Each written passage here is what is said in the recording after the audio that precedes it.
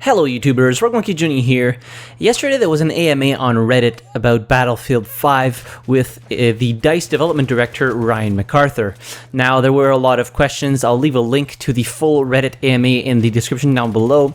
But something that kind of worried me is the answer that Mr. McArthur gave to people who were asking how long the live service called Tides of War would be.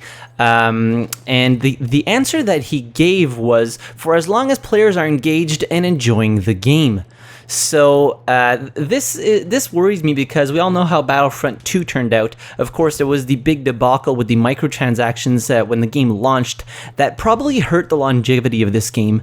But yeah, there was a lot of content that was promised as a live service for Battlefront II, on which mostly hasn't really been delivered. The game died down pretty fast, and you could really tell by the amount of content being added to Battlefront II that they were kind of pulling the plug on that game because of the dying player base. Now, what worries me about the answer for as long as players are engaged and enjoying the game is, will Battlefield V suffer the same fate as, for example, Star Wars Battlefront II with the live service? So if the game isn't popular enough, or for some reason sales aren't as expected, because notably of the cosmetic system in Battlefield V, with all of the backlash that it had with the women being implemented in World War II. I'm not really going to talk about that. It's been covered far and wide. There's a bunch of videos out there about people having opinions on it. That's not the topic of discussion. The topic of discussion is,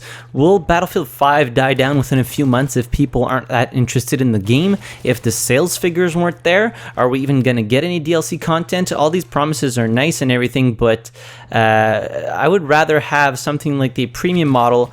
I know a lot of people don't like premium and don't buy into premium, but have some promised content and like some definitive content drops, as opposed to having a live service that can just be pulled whenever the game stops performing accordingly to their sales projections or microtransaction sales projections, because you can bet your ass that if people aren't buying enough microtransactions in Battlefield V, they're probably not going to release the content that, even if it was planned to be released, they probably still won't release it if there's not enough money being made with the microtransactions. So this is something that worries me, as I said.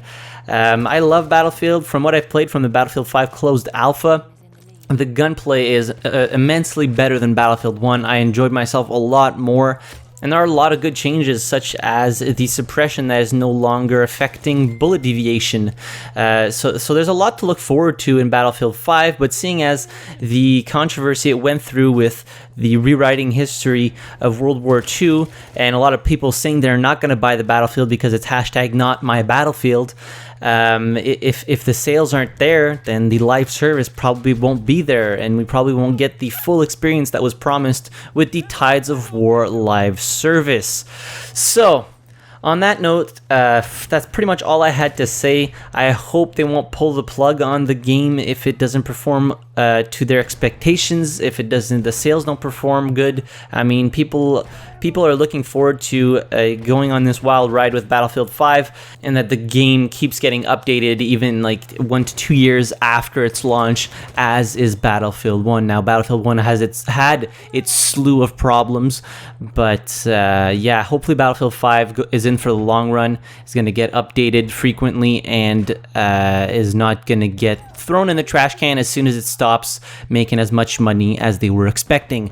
So let me know in the comments down below what you think about this. Once again, the full Reddit AMA will be down in the description. Well, the link to the full Reddit AMA if you want to go read through some of the questions that the DICE development director answered.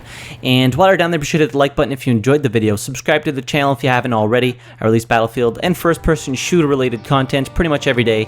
And as always, thank you very much for watching. I really appreciate it, and I'll see you guys in the next video. Have a good one.